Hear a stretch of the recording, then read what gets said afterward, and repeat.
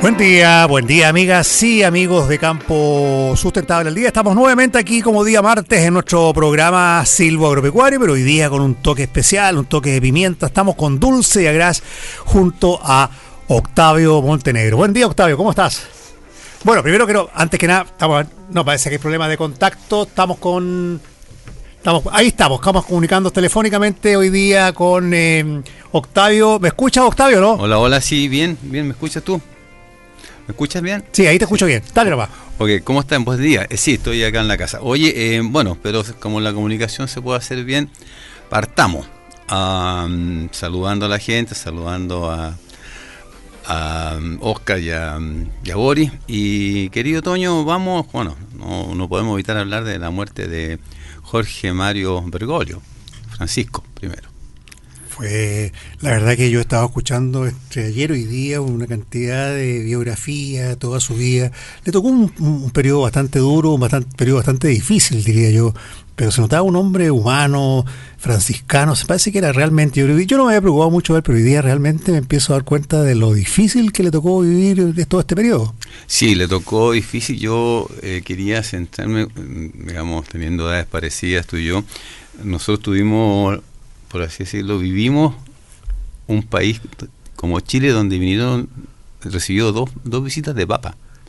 El 87 con Wojtyła, con Juan Pablo II, y el 2018 con Bergoglio, Francisco I. Que vinieron Papa a Chile, nunca había pasado, digamos. Vinieron en periodos más o menos cercanos los dos. Entonces, quiero primero las comparaciones de las dos visitas, el 87 cuando viene Juan Pablo II, era otro país, mensajero de la vida, el Estadio Nacional lleno, la foto famosa en el balcón con Pinochet, no sé si te acuerdas, sí. Digamos, era de una importancia vital, y claramente ya el 2018 la Avenida Francisco viene en un momento en que la Iglesia Católica está desafiadísima, sobre todo acá en Chile, por el tema de el caso de los abusos sexuales, y más que los abusos sexuales, el encubrimiento de la Iglesia sobre aquellos acusados de abusos sexuales. Ese era el problema de fondo, por eso el problema con la institución, por el encubrimiento. Entonces, viene Francisco I, primero, antes de decir cualquier cosa, Francisco I nunca visitó Argentina. Eso escucha hoy día, hay bastante sentimiento hoy día por los argentinos. No. Dicen que, lo que yo lo escuché, escuchaba que él era súper metido en política argentina. Él llamaba, no solamente a los presidentes, llamaba a ministros, llamaba a los alcaldes. Se metía en la micropolítica, era cosa seria, Francisco. En Argentina, pero justamente no visitó Argentina porque iba a tener una contra fuerte. Segundo, cuando viene a Chile y no viene a Argentina, todos esperaban además una avalancha de argentinos que iban a copar, digamos, toda la visita, y tampoco pasó. Y la feligresía chilena estaba muy dividida, muy complicada, porque había salido hace poco el caso Caradima con Hamilton, Cruz y Murillo, estas tres personas bastante educadas que desafían a la curia y dicen que ellos fueron abusados, personas educadas, digamos, que hablaban bien, como decía mi hijo, como se notaba, con mucha terapia, y empiezan a hacer que Caradima empezaba a ser acusado, y empiezan a haber otros sacerdotes y otros obispos acusados de encubrimiento, entre ellos el Juan Barros, el obispo de Osorno. Mal asesorado, diría yo, y por la curia dirigida por Errázuriz, el arzobispo de Chile, de Santiago, Francisco no escucha eso y anda toda la gira con Juan Barros. Que no quería la feligresía, quería que lo sacaran, que lo cambiaran por el cubridor. El Papa lo toma bajo su brazo y hace toda la gira con él, y ahí contamina con esa persona que él toma al lado, tomando con la información que Francisco tenía, toma, por así decirlo, defendiendo a lo suyo, Y ahí yo creo que la gira es digamos, bastante pobre, muy poca gente. Los tiros de cámara de la gente eran muy muy cerrados para que se viera que había mucha gente en Iquique, mucha gente en Osorno. Fue una mala gira. Cuando se va a Francisco, está con mala respuesta, malas cuñas, muy mal con la prensa además, él... le informan ya como tú decías arriba del avión en el Vaticano que había toda una mirada de mucha gente que no se había escuchado a las víctimas. Él llama a Murillo, Cruz y Hamilton al Vaticano, los cita, conversa con ellos en el Vaticano, con prensa, con todo lo demás, y manda a una comisión con Charles Cicluna y Jordi Bartomeu, que son investigadores del Vaticano, y se instalan en la Universidad Católica. Y hacen 82, 85 entrevistas. Y le entregan al Papa un informe de 1000 páginas. Al poco mes y medio después, el Papa llama a los 34 obispos, a todos los llama al Vaticano. Y le hace una carta de Dios, que creo que está en la web, digamos, donde les dice que les da vergüenza al Papa lo que pasó, o sea, que cómo era posible que lo que había pasado, que habían estado por el lado de los victimarios y no de las víctimas, y le pide la renuncia a los 34. Eso no pasó en ningún lugar del mundo, solo en Chile. Entonces, llevando la figura de Francisco a Chile, la venida que hace no es exitosa, no es buena, pero después, ya bien informado, yo creo que hace aquello que era súper difícil de hacer, que era descabezar la iglesia chilena, achicarla tanto como para que nazca de nuevo con María. O sea, fue un periodo largo en que aquí no se nombraban obispos, no se nombraban arzobispos, fue bien fuerte eso del 2018. Yo diría que recién ahora Chomalí aparece en los medios, o sea, la iglesia católica. Fue muy muy complejo. Eso pasó.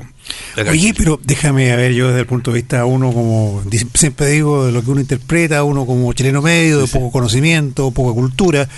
Nosotros tuvimos dos visitas de dos papas en dos periodos totalmente distintos, mundialmente distintos, pero particularmente en Chile. Bueno, el primero vino no sé qué año, por ahí por el 87. año 87, estaba todo el momento ahí de la dictadura, por lo tanto hubo una gran respuesta, había probablemente un tema de sensibilidades muy fuerte y tuvo una masividad tremenda, un impacto tremendo, y había una necesidad por tener una parte espiritual y que alguien mirara de afuera lo que estaba ocurriendo internamente en nuestro país, para bien o para mal.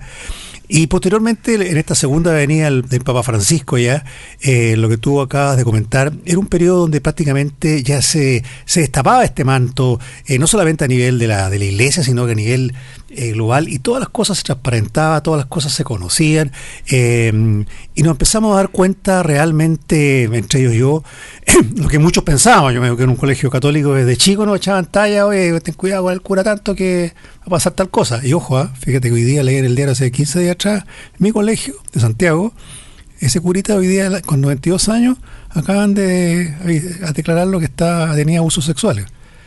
Ya, yo no lo viví, pero ya en aquella época, ¿te acuerdas? Entonces tú dices, bueno, todo lo que yo se dudaba, se pensaba, al final era una realidad y una realidad que prácticamente a nivel de arzobispo, prácticamente con una mentira descarada, con una y muchos arzobispos, inclusive el de aquí de al lado, ¿cómo se llama? El de Talca, el anterior, González creo que era, sí, con una arrogancia, con una sobrevacía que la verdad que a mí me rechazó completamente. Yo creo que a muchos nos alejó de la iglesia. Bueno, yo creo que en el fondo tú y yo crecimos en un momento en que todos éramos católicos por default, por descarte, o sea, no había muchas opciones, y lo que pasó, diría, básicamente con la Iglesia Católica es que, como una confesión, como una religión, se cerró sobre sí misma con un poder quizás muy grande, digamos, siempre cercana a los gobiernos y todo lo demás. Y al final, bueno, como todo el proceso está haciendo una revisión, veremos si crece de nuevo, si esta evangelización me refiero a las iglesias evangélicas que han crecido, ya no le dejan espacio. Pero yo diría que la visita de Francisco fue, y la de Juan Pablo II, perdón. Lo primero le dieron tecito, así que no alcanzó a durar mucho. La de Juan Pablo II muestran dos momentos de iglesia muy distintos. una muy poderosa, muy, muy grande, y otra ya en un declive y un momento ya muy difícil, y no sé con cuánta capacidad de recuperación de parte de la Iglesia Católica para volver a ser lo protagónico que era en ese minuto, lo importante que era para mucha gente.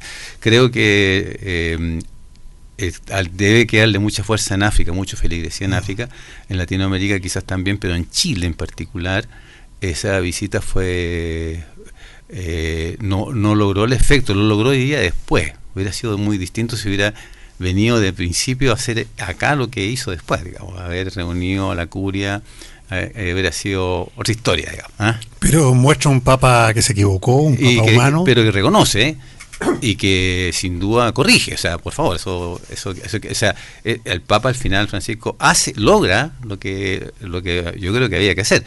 No lo hace de primera, por eso la visita queda tan mal, porque no lo hace mal orejeado, mal aconsejado, pero después sí claramente hace lo que tiene que hacer y lo hace con mucha fuerza. O sea, oye, yo quiero recordarle a nuestros amigos auditores que estamos hoy día en Dulce de Agraz, aquí con Octavio Montenegro, conversando un poco sobre el tema del fallecimiento del Papa Francisco. Hoy día Octavio está por teléfono, ahí está en su casa, así que bueno, pero tenemos buena comunicación, estamos hablando bien, así que yo quería hacerte una consulta, a ver si me escuchas bien, Octavio, con respecto a qué es lo que va a pasar ahora, digamos, porque es un papa que en el fondo, yo la verdad que me he enterado de muchas cosas, lo que he visto en las últimas noticias, en los últimos 2 días, digamos, con respecto a su visión distinta, o su visión más humana, su visión de acercamiento más hacia los pobres, desde el punto de vista franciscano, un contacto con la naturaleza.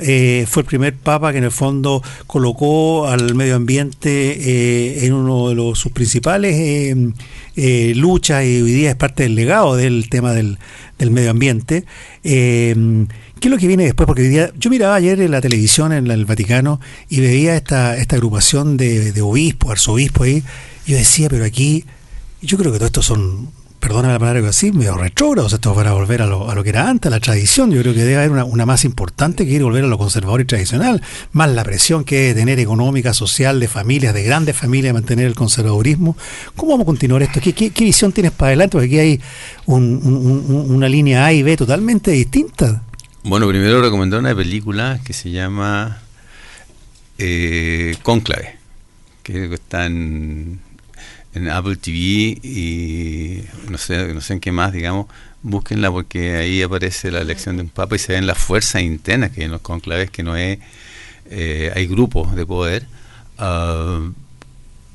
Primero, Francisco I era jesuita, que son como los liberales, por así decirlo, ¿no es cierto?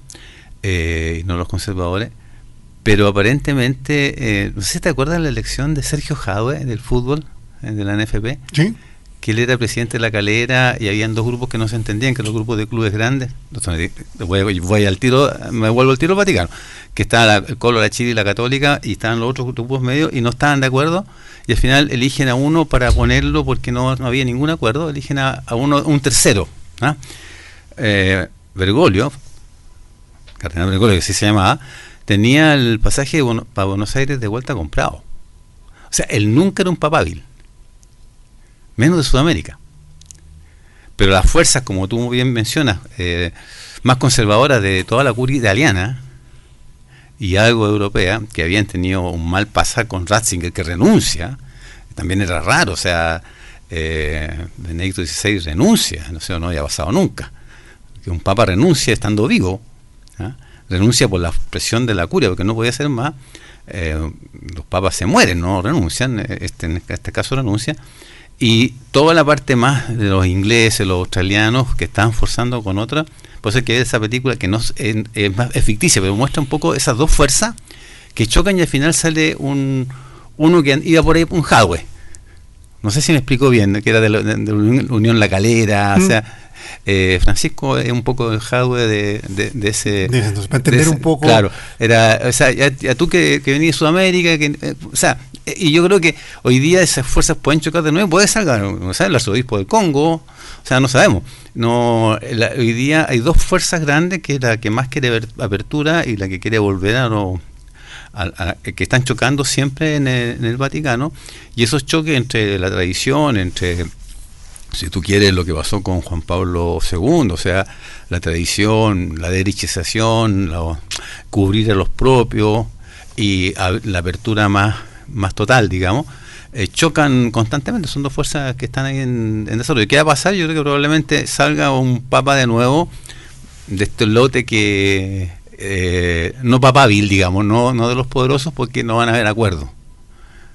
Puede ser, eso es lo que yo creo que de nuevo no va a haber acuerdo. Ojalá que haya un continuismo, la verdad que un poco yo creo que le tocó, como decía al principio del programa, un periodo bastante difícil al Papa Francisco, y creo que en el fondo hay muchas cosas que quedaron en el camino, ¿no?, inconclusas de lo que él trató de hacer y avanzar. Por lo menos yo creo que no es que con su periodo cierra muchas de las cosas que él intentó, sino que es parte de un proceso que queda mucho por delante. Un proceso más largo, sin duda. En un mundo mucho más largo.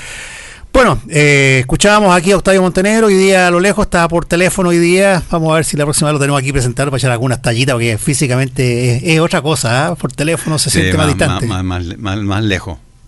Así que bueno, vamos a continuar enseguida con más informaciones contingentes de nuestro sector agrícola, nuestro sector no agrícola, nuestro país, qué es lo que está ocurriendo hoy día, y cosas importantes, porque es un año de elecciones y vamos a tener que ir preparándonos y entendiendo, para muchos de nosotros que no estamos arriba del caballo en el tema político, entender un poco más y dimensionar un poco las cosas que están ocurriendo. Vamos a estar con Octavio Montenegro, nuestro segundo bloque de Campo Sustentable al Día.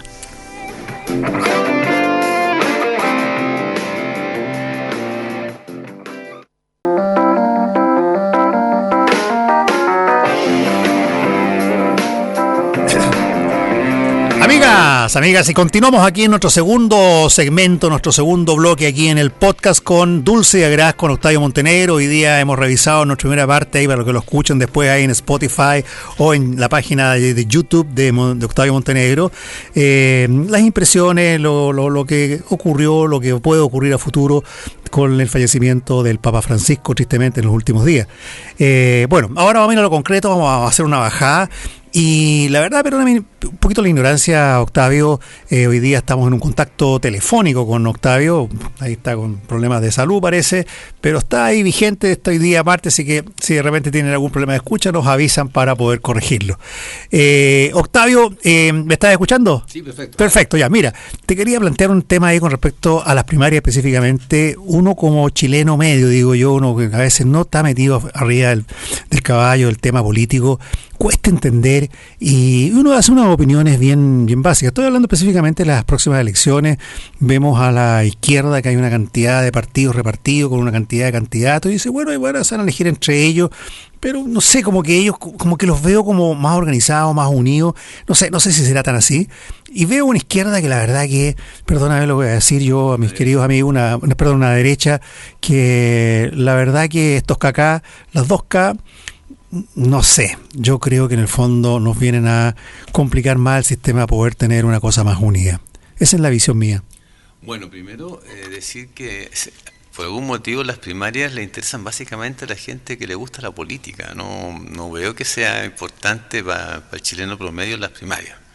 Hay mucha apuesta, mucha idea, mucha sensación, mucha emoción, si ustedes quieren, con las primarias. Las primarias son voluntarias, votan los más cercanos, los más engrupidos, si uno quiere, con política, pero es un tema de los políticos. No veo hoy día en la izquierda, primero, tengo la sensación que con la candidatura de Bodano y Paulina, la senadora por acá, la senadora sin votos, por así decirlo, ella recogió la senaduría cuando la dejó Lizalde, ¿no es cierto? Se fue al gobierno. Entonces, me parece que el PS está perdido con una candidata que no ha ganado una elección y ponerla como presidenciable. Por otro lado, o sea, hay 4 candidatos que van a llegar hasta el final: Jara, Winter, Toá y Bodanovich, sin contar a Mulet, que va por el Partido Socialista Verde Social, que van así a quizá tener una primaria competitiva. No sé si después de eso se pueden arreglar y todos ponerse detrás de la persona que gane, pero se ve, como dices tú, por lo menos hay ganas, hay nombres que están marcando. Toa no ha despegado en la encuesta.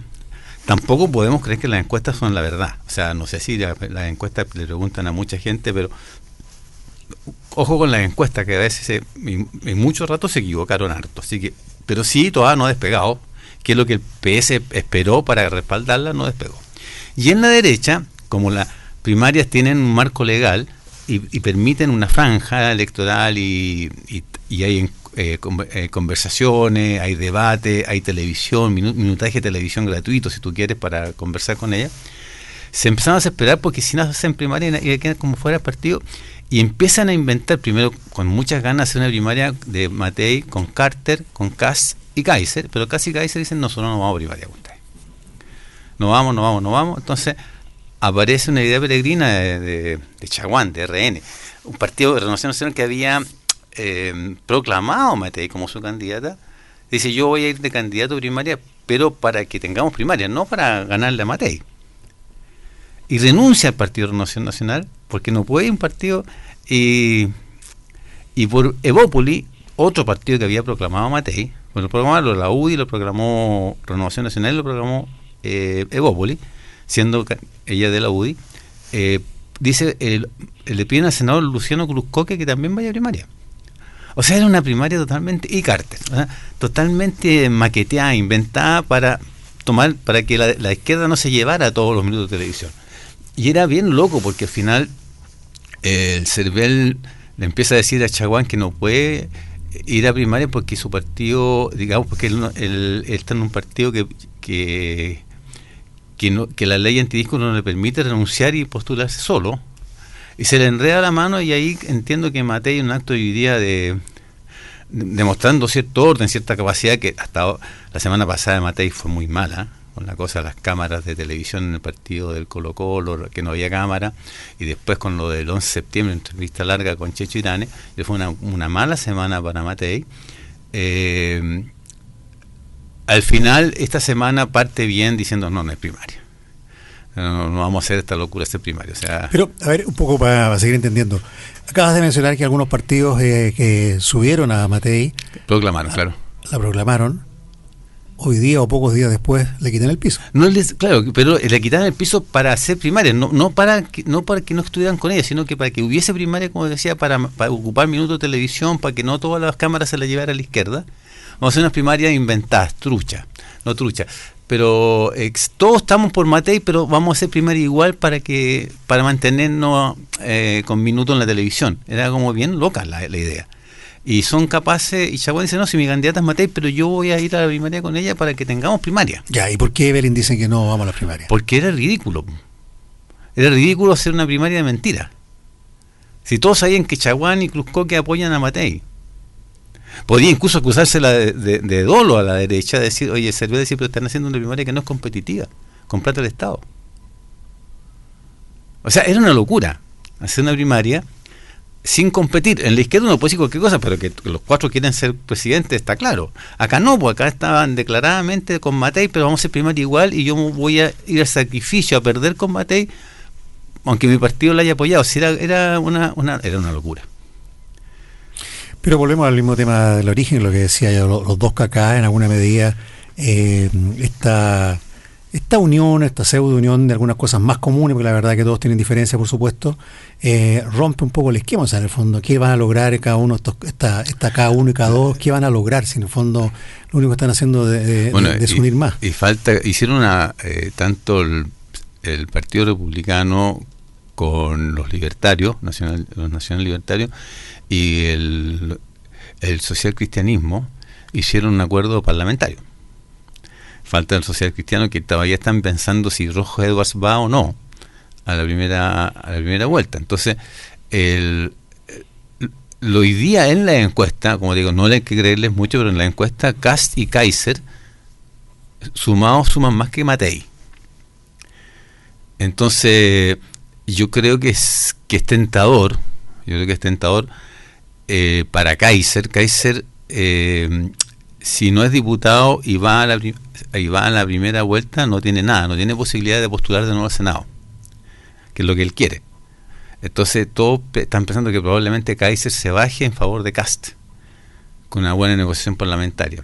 Y eso sería bien duro para Matei. Acabas de decir algo, que la suma de los dos es más que Matei. Ajá, pero en la encuesta. Pero en las encuestas, pero popularmente yo creo que eso no ocurre. Bueno, yo creo que es difícil. Yo creo que Matei ha tomado mucho voto de lo que fue la concertación. La concertación, si tú quieres, más de centro, después de un pésimo gobierno de Frente Amplio, esa gente se fue para el lado de Matei.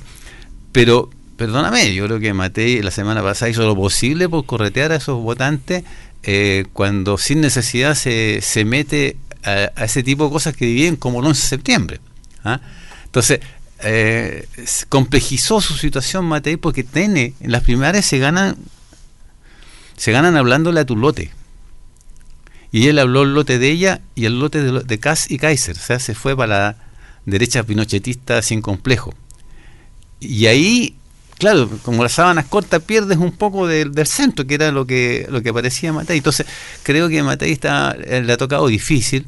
Y alguien dijo, y estoy de acuerdo con eso, parece que no hay ningún candidato ganador hoy día. Yo hasta hace poco pensaba que Matei ganaba mirando para atrás, pero con todo lo que ha pasado, con estas cosas de hacer unas primarias medias locas, con Kaiser y Kast, digamos, que no bajan, con una izquierda totalmente desordenada, o sea, ya realmente un desastre, en términos de que todos quieren ser presidente, creo que no hay un candidato así ganador. Está la mesa servida para un populista. Porque no hay ninguna. Qué peligroso es eso, ¿no? Muy peligroso, porque no hay como un candidato. Ya, yo tenía la esperanza con Matei, como digo, pero como se pone a hablarle más a la derecha más dura, más pinochetista, porque tiene miedo de perder por ahí voto. Creo que la semana pasada de Matei fue mala y recupera algo de sensatez al final con esto de que bajar las primarias, pero a cada rato y seguidamente, tanto Kast como Kaiser, ellos crecen quitándole voto a Matei, pegándole a Matei. De hecho, cuando habla de Pinochet, la trata de oportunista. Kast la trata de oportunista cuando nombra lo del 11 de septiembre en el programa Checho Irane. O sea, Kast y Kaiser lo único que hacen es pegarle a Matei. Su enemigo es Matei. Ellos, tal como el Frente Amplio, crecen matando a la concertación. Ellos primero para crecer tienen que comerse el del lado, no se comen al del frente.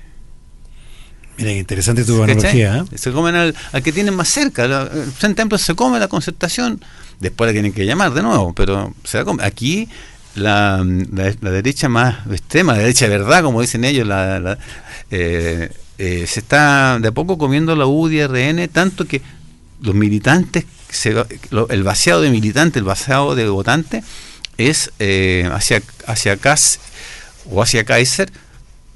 Primero se desencantan de Matei, después se desencantan algunos de Kast por el fallido segundo proceso constituyente.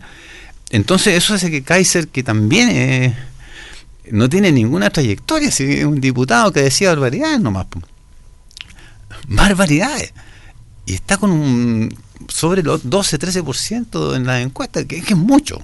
Es mucho. Entonces, está difícil para Matei. Yo te digo, pensaba que Matei podía ser una de las, por así decirlo, pasar a segunda vuelta, y por otro lado Toá me parecía, ya es el país que yo conozco, ¿no es cierto? Más o menos. Pero veo que está por los lados difícil que pase Toá primero, porque hay muchos candidatos buenos, el PC tiene buen voto, con Jara tiene votante. Hablando de primaria, Frente Amplio en Valparaíso y en Santiago tiene voto, el 30% del presidente es más o menos eso, que es Winter. No sé cuánto tiene todavía, y sé que Bodanovic tiene poco, pero el PS es un partido grande. Por otro lado, en la derecha, si van a ir toda la primera vuelta y se te mete, además Rojo de Bars, no me atrevería a decir qué va a pasar. Yo pensé que Matei tenía esta carrera bien corrida, por lo menos para pasar a segunda vuelta, pero si no pasa Matei a segunda vuelta y pasa Toá a segunda vuelta, yo creo que va a ser Toá la presidenta. Ahora, si no pasa Toá y pasa por ejemplo Jara, lo más probable es que tengamos un presidente de derecha, y puede ser Kaiser o Kast. Así, porque no creo que si pasa Winter o Jara, veo muy difícil que ganen. Oye, fíjate que yo, un poco escuchándote ahora con respecto al tema político, y uno mira a decir, bueno, ¿y dónde está el desarrollo del país? ¿Dónde está todo lo que captamos nosotros? ¿Dónde están los programas? Pucha, la verdad que nos sentimos totalmente, cada vez, no sé si más desilusionados o no, pero la verdad que nos cuesta un poco entender. O sea, no deja de ser entretenido escuchar todo esto, lo que está ocurriendo, esta estrategia política que tienen unos y otros, pero la verdad que necesitamos algo, un continuismo. Y así, y hago un parangón con respecto a lo que hablamos en nuestra primera parte del programa, con respecto al legado del Papa, a lo que intentó este Papa, quizás, no sé cómo llamarle, más progresista inclusive. Sí, sí. Yo creo que es la palabra, con respecto a una masa importante de curas y de arzobispos, en este caso conservadores. O sea, en el fondo, probablemente todo lo que intentó el Papa Francisco hoy día, si viene un Papa conservador, se vuelve atrás. O sea, Chile pasa lo mismo. O sea, en el fondo vamos por un lado, vamos por otro lado, y al final estamos en un mundo totalmente... Yo imagino que el Papa, escuchaba un comentario ayer, el tratar de poder entender al Papa, poder actuar al Papa con sus visiones, donde tiene un mundo, no sé, por exagerar, a lo mejor un África con una visión distinta con respecto a temas religiosos, la visión que tienen los gringos con respecto a Europa, con respecto, o sea, hay estados evolutivos, digamos, mentalmente totalmente distintos, religiosos, socialmente totalmente distintos, donde en algún lado el aborto es happy y en otro lado es gravísimo, y tiene que gobernar ante esas dos alternativas. Y en el caso nuestro acá es lo mismo, al final tenemos una diferencia, un Kaká gobernando con una derecha extrema, cuando hay por otro lado hay una pobreza, hay un descontento tremendo también. Es como complicado esperar de los políticos más de lo que pueden dar. Yo creo, primero voy a decir lo que yo creo, o sea, Latinoamérica en general son puros países, señor, ingobernables. Aquí la gente es de oposición. En cualquier momento. Siempre. O sea, la luna de miel dura una semana, 2 semanas, 3 semanas, después se acaba. O sea, normalmente este presidente ha tenido, yo diría, un comportamiento en la simpatía, según la encuesta, en la aprobación, de un 25-30%, lo cual es muy bueno. Muy bueno. Es muy bueno. O sea, si aquí estamos acostumbrados, Piñera tuvo 6%, 10%, entonces, la verdad, son países ingobernables, son gobiernos parlamentaristas de facto. O sea, al final, el Congreso el que define y el que decide. El presidente de Chile tiene mucho menos poder, por ejemplo, que Trump. Que Trump vía decreto pone aranceles, saca uno, vota otro. Entonces, al final, aquí el poder, digamos, está más distribuido. Yo tiendo a creer que esperar algo muy muy bueno de nuestro grupo político, hay que dar una vuelta más todavía. Yo pensaba que entre lo que se puede llamar socialismo democrático y Chile Vamos, se podía mantener, digamos, por así decirlo, una columna vertebral de mirar a largo plazo, porque te va a tocar la próxima a ti y después te toca a ti, tener ciertos acuerdos. Pero eso dentro de esos márgenes. No veo una conversación, por así decirlo, entre Kast y Jara. No veo que puedan conversar. Entonces, creo que... ahora, veamos qué pasa. Yo creo sinceramente que sería interesante ver qué pasa con las primarias. Yo creo que va a votar muy poca gente, a la gente no le importa, pero también las primarias no son importantes. ¿Cuántos son? Creo que son en agosto, por ahí, septiembre. O sea, vamos a tener un invierno entretenido, por último, tenemos harto que conversar, harto que hablar. Yo creo que sí, y lo que sí, como dices tú, de preocuparse en serio de lo que pasa a nosotros, yo creo que solamente nos queda a nosotros y a nuestras autoridades locales preocuparnos de nosotros. Que las autoridades nacionales van a estar preocupadas de las elecciones, y en años de elecciones son puras decisiones para la galería, todos los estadios seguros, todo eso es pura cosa electoral.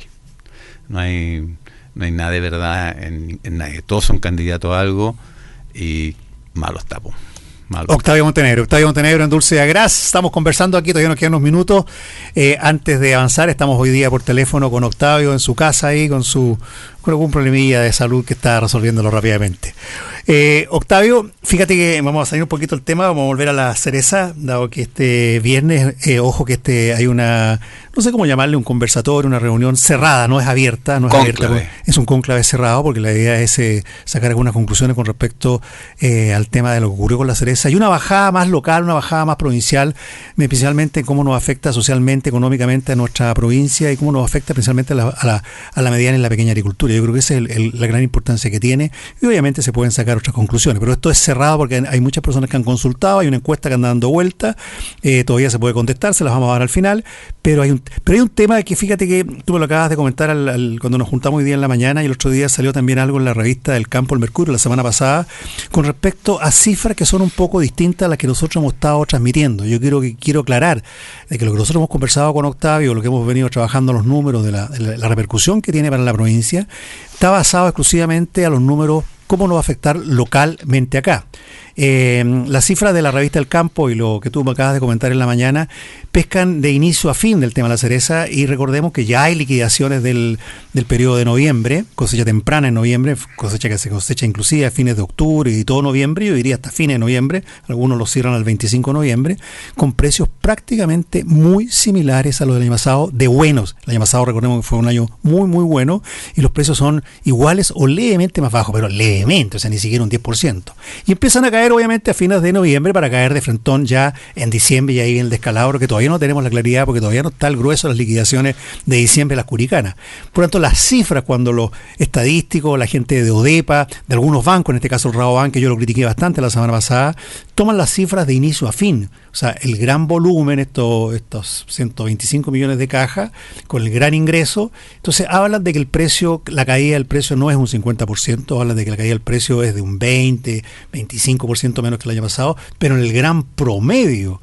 Pero si nos vamos puntualmente a la fruta crítica, que cuando se cae el precio, que es Curicó o la provincia de Curicó, la caída es del 50%, y yo creo que por liquidación inclusive es más. Lo que yo leí, mejor estamos leyendo cosas distintas, querido Toño, yo leí que el ingreso FOB, pues en Chile, digamos, del ejercicio de la cereza, trajo un 28% menos de plata. Bajó el ingreso de la cereza en un 28%. Ah, disculpa, ya, pero el tema del fondo es el mismo. Sí, 28% menos de plata. Lo que no se dice es que fue un 50% más de fruta. O sea, la caída es tremenda. O sea, un 28% menos de plata que el año pasado, con un 50% más de fruta. Según mis números, es mucho más. Pues no se dice así. Se dice, no, si cayó un 28% de ingresos cereza.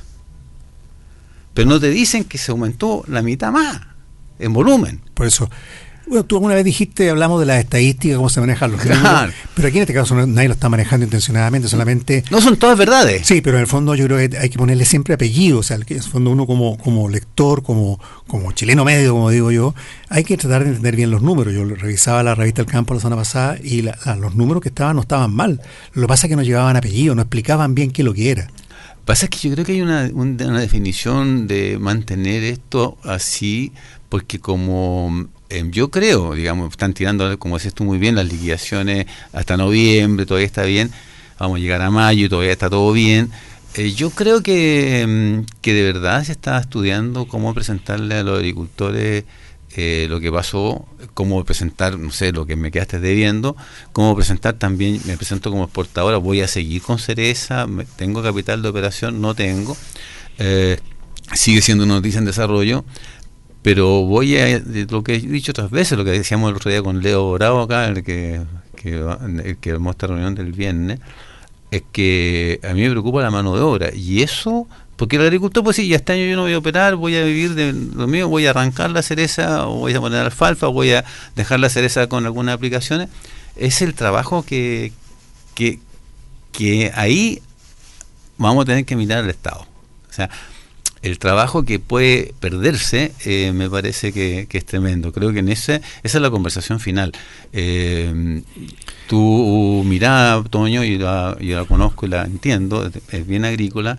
Tú y yo trabajamos en exportadores y también entendemos que con mucha mala o buena que le tenga la exportadora, habiendo estado en esa parte de la operación, también entendemos que las exportadoras son un eslabón necesario y hacen lo que buenamente pueden, y a veces tienen que quebrar o a veces no pueden pagar. No es que se hagan millonarios, esa caricatura del exportador millonario y del agricultor empobrecido tampoco es tan real, pero si no tenemos la cadena funcionando, llevando cereza, dime tú, yo digo siempre, llevemos los 85 millones del 2024 a China y los otros sacamos la cereza de Curicó, por lo menos gran parte, porque acá no vale nada, hay que sacarla.